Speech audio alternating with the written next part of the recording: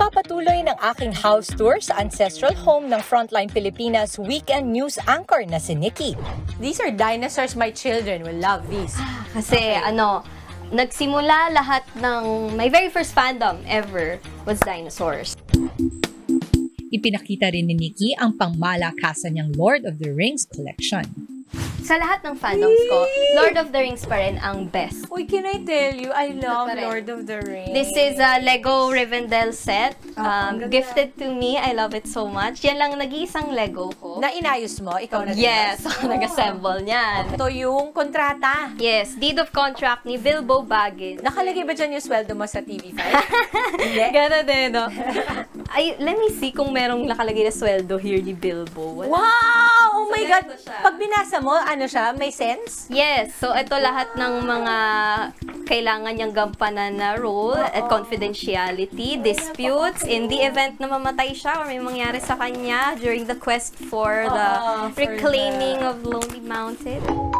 Sa ngayon, umaabot na sa mahigit 1,000 pieces ang toy collection ni Nikki at aabot na sa mahigit 1 million pesos ang halaga. I always keep to myself kasi for the longest time, wala namang may alam na geek ako eh. Kasi introvert ako. Even, parang nag-start lang siya when I kind of became a public figure, when I became a news anchor. Tapos parang, when I started having a following, nakita nila na nagpo-post ako ng toys. And then doon nagsimula. Panganay sa tatlong magkakapatid si Nikki. Siya ang tumatayong breadwinner ng kanilang pamilya. Masaya ako na personal na makilala ang parents at bunsong kapatid niya. Paano yung dynamics ng pamilya nyo? Kasi parang nakikita ko, ang light nyo, ang saya nyo, Mami. Ikaw, We're very close-knit kasi talaga. Ever since. what was the biggest struggle for you? The biggest struggle Because siguro. you're an ate, I could relate. Because Pinagdaanan I'm an namin ate nito as a also. family just in 2022. We have this hereditary thing kasi called chondrosarcoma. Chondrosarcoma. Tapos, basically, we have extra bones in our body na lumalaki. Depending na lang kung kailan. And then, benign naman. It's not the type that spreads to other parts of your body. So happened, very unfortunately, na yung sa mom ko, sa pelvic bone. So yung pelvis area niya was enveloped by the tumor. Dahil dito, kinailangang sumailalim sa 7 surgery ang mommy ni Nikki. Isang matinding pagsubok na mas lalong nagpatibay daw sa pamilya nila. Thank you, anak. Thank you for the support, love, and unconditional love. Yan, yung unconditional love. I'm blessed to have a wife who fought for me. Kasi alam ko kahit she fought for my kids, she fought for me talaga. Yeah.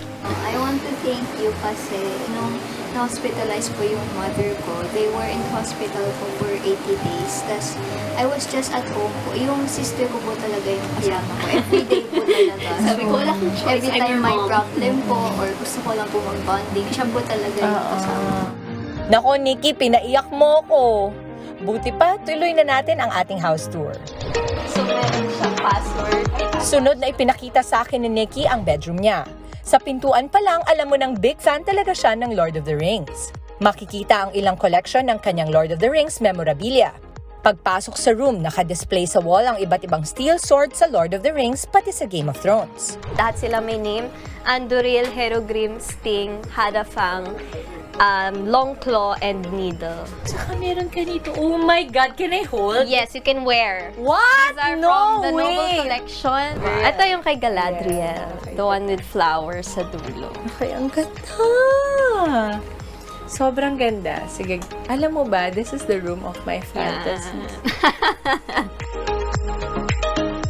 Bihirang-bihira ako mag-invite sa house ko and magpakita ng collections ko at more pa yung magkwento ng buhay ko. Salamat dahil pinatuloy mo ang Good Morning Kapatid sa tahanan ninyo. Salamat din sa pamilya mo dahil uuwi ako ng may saya at may inspirasyon sa puso ko.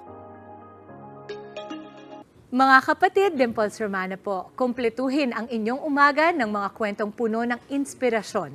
Salubungin po ang bawat araw ng may ngiti at pag-asa.